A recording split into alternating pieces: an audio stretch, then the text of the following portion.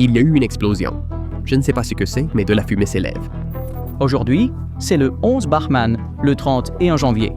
Nous sommes à Qom. Voici Téhéran. L'Iran a été secoué par des explosions mystérieuses ce week-end.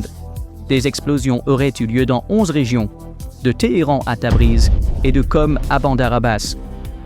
Certaines informations dans les médias locaux et des images envoyées à Iran International indiquent que de la fumée a été vue dans le ciel au-dessus du district de Paran à Téhéran. Il y a une panique généralisée dans les rues de la capitale. La tension règne dans la ville après les explosions inexpliquées qui ont eu lieu à travers le pays. Bandar Abbas était l'épicentre des explosions. Un résident local a déclaré que le bâtiment touché par l'explosion à Bandar Abbas samedi n'était pas connecté au réseau de gaz naturel, contredisant ainsi les affirmations de certains médias iraniens. Les gars, ils viennent de frapper un endroit sur le boulevard Mawalam à Bandar Abbas. Tout le monde est dans la rue. Les pompiers sont arrivés. Les autorités ont annoncé que 14 personnes ont été blessées et qu'une personne a perdu la vie. Sur les réseaux sociaux, il y a diverses affirmations selon lesquelles une tentative d'assassinat a été faite sur Ali Reza Tangsiri, commandant de la marine du corps des gardiens de la révolution islamique. Ali Reza Tangsiri n'est pas un simple commandant. Il a joué un rôle dans les tensions entre l'Iran et les États-Unis à l'époque et est pratiquement une idole pour les forces navales iraniennes. Alors que les médias d'État ont déclaré que la cause de l'incident était en cours d'investigation, ils ont nié qu'Ali Reza Tangsiri, commandant de la marine des gardiens de la révolution, ait été tué. Pendant ce temps, les médias israéliens affirment que le général de brigade Ismail Kahani a également été assassiné. Ce n'est pas non plus un nom ordinaire.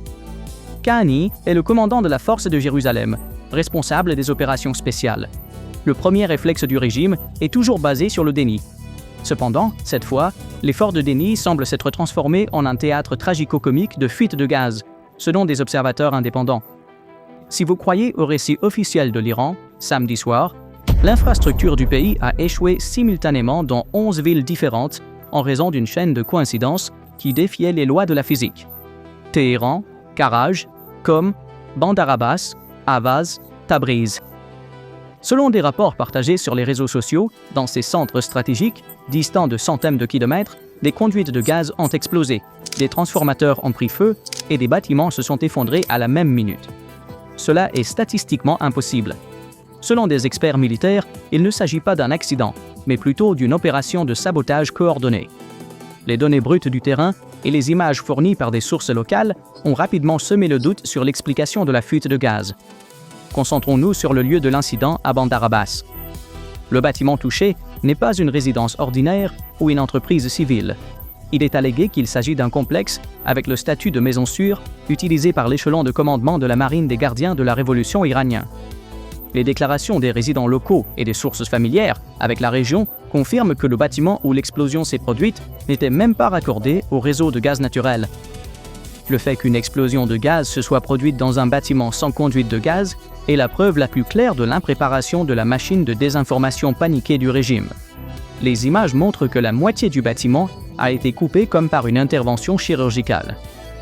Une explosion de gaz crée une destruction chaotique, sans direction et incontrôlée.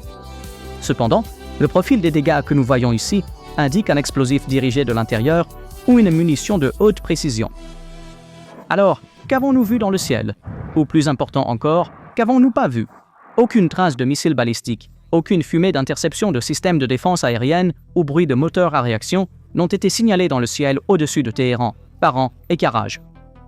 Si cela avait été une attaque externe, il y aurait eu des enregistrements radars, des bangs soniques et des traînées distinctes dans le ciel. Mais le silence a prévalu. Les explosions sont venues de l'intérieur, du sol ou d'une très basse altitude. Cette situation nous conduit à une seule conclusion tactique. La possibilité prend de l'ampleur que ces attaques aient été organisées, non pas depuis l'autre côté de la frontière, mais depuis le cœur de l'Iran, de l'intérieur. À ce stade, 2 scénarios se dessinent, tous deux pouvant être catastrophiques pour le régime de Téhéran. La première possibilité est que des équipes opérationnelles ont utilisé des drones indétectables par radar de petite taille, connus sous le nom de quadricoptères ou de munitions rôdeuses, qu'ils ont infiltrés en Iran. Ces drones, similaires à ceux que nous avons vus auparavant dans des installations à Ispahan, peuvent entrer par une bouche de ventilation ou une fenêtre d'un bâtiment et effectuer des frappes de précision. La deuxième possibilité, plus effrayante, est que des explosifs préplacés au sein de la bureaucratie de sécurité iranienne ont été activés à distance. Dans les deux cas, le message est clair. Même si l'espace aérien iranien est fermé, les rues, les maisons et les bases militaires de l'Iran ne sont plus des zones sûres. L'armure d'invulnérabilité du régime a été percée en plein cœur de sa propre capitale. Les images de la ville de Qom montrant une immense colonne de flammes s'élevant et des hélicoptères militaires commençant immédiatement à survoler la zone montrent que la situation est bien plus grave qu'une simple fuite de gaz. C'est le cœur idéologique du régime, l'endroit qu'il appelle la ville sainte. Si même cet endroit peut être touché, cela signifie qu'il n'y a plus nulle part où se cacher en Iran. Tandis que les médias du régime s'efforcent de dissimuler ces explosions, la fumée noire visible dans le ciel de Tabriz et les incendies dans les installations à Ahvaz indiquent que la coordination pourrait être nationale. 11 villes, 11 cibles et une signature commune, l'effondrement total des protocoles de sécurité. Nous devons souligner un détail technique ici. Les sites ciblés n'étaient pas des infrastructures civiles choisies au hasard. Paran et Karaj sont des zones industrielles qui jouaient un rôle crucial dans le programme de missiles balistiques de l'Iran et la production de composants de centrifugeuses nucléaires. Bandar Abbas est l'artère principale par laquelle la marine iranienne contrôle le détroit d'Ormuz. Cela ne semble pas être un tir de semonce, mais plutôt une opération de modelage visant à paralyser la capacité de guerre de l'Iran. C'est une doctrine militaire classique appliquée avant une opération militaire majeure pour aveugler les capacités de commandement et de contrôle de l'ennemi, couper leurs communications et les démoraliser. Et c'est exactement ce que nous voyons sur le terrain en ce moment. Les centres nerveux du régime pourraient être ciblés avec une précision chirurgicale. Alors que l'onde de choc des explosions physiques ne s'était pas encore dissipée, le véritable impact destructeur commençait à se faire sentir sur le plan psychologique. La plus grande peur du régime iranien n'était pas un missile venant de l'extérieur, mais la perte de son autorité aux yeux de son propre peuple. Et samedi soir, cette peur est devenue réalité. Vous envoyez des camions de pompiers ou des ambulances pour répondre à un incident que vous prétendez être une fuite de gaz. Mais qu'a fait l'administration de Téhéran? Elle a placé des snipers sur les toits des bâtiments. Oui, vous avez bien entendu. Cette image ne symbolise pas le pouvoir d'un État, mais un état de panique profond et incontrôlé. Vont-ils éteindre le feu en tirant sur les conduites de gaz? Non. Ces barils sont dirigés contre une possible révolte populaire et l'ennemi fantôme à l'intérieur. Le régime a peur de sa propre ombre. Cette vague de panique a visé non seulement les militaires dans les rues, mais aussi le sommet, le leader. Quelques heures avant les explosions, la visite surprise du leader religieux Ali Khamenei au mausolée de Khomeini était en réalité un rituel d'adieu ou une dernière démonstration de force avant la tempête imminente. Cependant, selon des rapports non confirmés immédiatement après les explosions, Khamenei a été rapidement emmené dans un abri sécurisé. Quand un leader se réfugie sous terre, au lieu de s'adresser à son peuple alors que son pays est attaqué, c'est un aveu que la doctrine de défense du pays est en faillite. Le régime a remplacé sa promesse de « nous pouvons vous protéger » par la réalité que nous ne pouvons même pas nous protéger nous-mêmes. Les noms sur la liste des cibles soulignent encore la gravité de la situation. Ali Reza Tangsiri, commandant de la marine des gardiens de la Révolution, Esmail Kahani, commandant de la force Quds. Ces individus sont les cerveaux derrière le réseau armé régional de l'Iran. Il y a de fortes preuves que Tangsiri a été visé dans ce bâtiment non gazier à Bandar Abbas. Même si les médias du régime prétendent qu'il est en vie, survivre à une attaque qui a détruit la moitié du bâtiment ne signifie pas que le commandant conserve ses capacités opérationnelles. Même si les médias du régime prétendent qu'il est en vie, survivre à une attaque qui a détruit la moitié du bâtiment ne signifie pas que le commandant conserve ses capacités opérationnelles. L'échec de renseignement qui a suivi l'assassinat de Qasem Soleimani se répète maintenant avec Tangsiri et Kahani. Que ces tentatives d'assassinat réussissent ou échouent, le message a atteint sa cible. Nous pouvons entrer dans votre chambre. Il n'y a plus de sommeil en sécurité pour le commandement des gardiens de la Révolution. Chaque téléphone, chaque véhicule, chaque bâtiment est une tombe potentielle.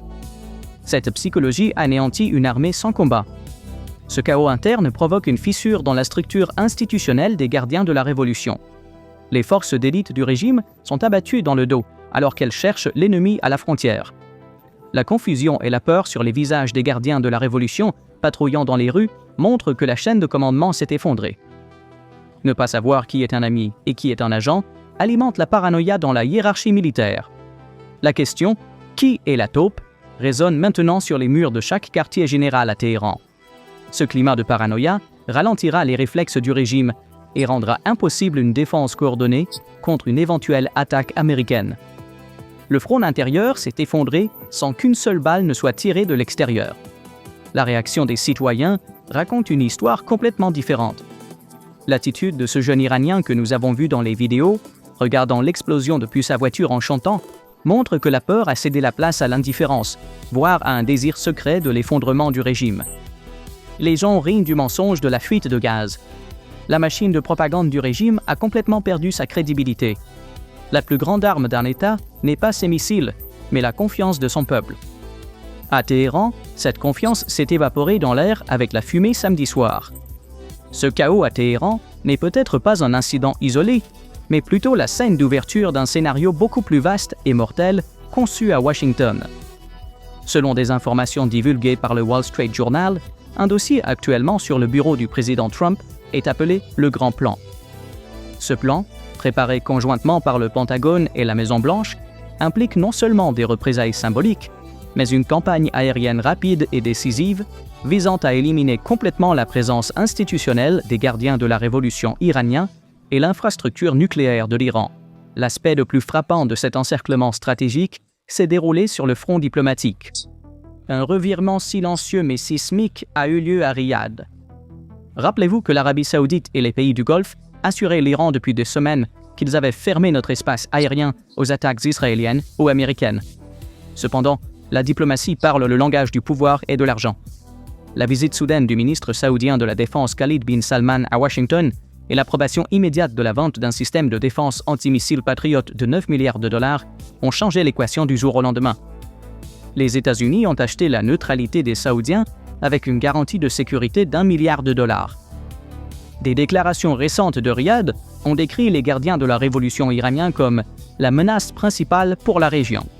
En langage diplomatique, cela signifie que notre espace aérien est ouvert. Les avions peuvent traverser. L'Iran a été abandonné par son voisin le plus fiable. Qu'en est-il des puissants alliés de l'Iran, la Russie et la Chine? Alors que l'Iran est attaqué, que font Moscou et Pékin? Ils mènent un exercice naval symbolique dans le Golfe Persique sous le nom de ceinture de sécurité conjointe. Cet exercice n'est pas pour protéger l'Iran, mais pour protéger leurs propres navires d'une éventuelle attaque américaine dans la région. La Chine et la Russie ont déclaré à plusieurs reprises qu'elles n'engageront pas de conflit direct avec les États-Unis.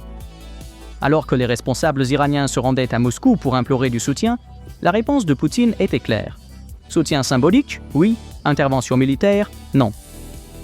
Alors que l'Iran est écrasé sous le marteau de l'Occident, ses amis de l'Est se contentent de prendre des notes. Ce n'est pas la trahison de l'Axe, mais le visage froid de la réalpolitique. L'Iran apprend à ses dépens, alors que la fumée s'élève dans le ciel de Téhéran, qu'il est un pion isolé sur l'échiquier mondial. Le régime de Téhéran, acculé, se prépare à jouer sa dernière carte, le chantage énergétique. Des sources proches du régime et des chaînes Telegram menacent qu'en cas de guerre totale, le détroit d'Ormuz sera fermé, coupant l'approvisionnement mondial en pétrole d'une valeur de 2 trillions de dollars par jour. Cependant, cette menace n'est pas une démonstration de force. Fermer Ormuz étranglerait non seulement l'Occident, mais aussi la Chine, le plus grand acheteur de pétrole iranien. L'Iran signerait son propre arrêt de mort avec ce geste. Le déploiement du destroyer USS Delbert D. Black, appartenant à la marine américaine, au large des côtes d'Eilat, et l'augmentation de la présence militaire dans la région montrent que Washington est prêt à appeler ce bluff. La décision a été prise et la gâchette a été pressée. Il ne reste plus qu'à attendre que la balle quitte le canon. Ce qui s'est passé à Téhéran samedi soir n'était pas un simple acte de sabotage ou une fuite de gaz. C'était le moment où un régime vieux de 45 ans a perdu le contrôle de son propre territoire. Le mythe de l'Iran, en tant que forteresse imprenable, a été brisé par des explosions simultanées dans 11 villes. Alors, quelles sont vos pensées à ce sujet? Veuillez partager vos réflexions dans les commentaires. Pour rester informé des analyses spéciales de PPR Global, veuillez vous abonner à notre chaîne et n'oubliez pas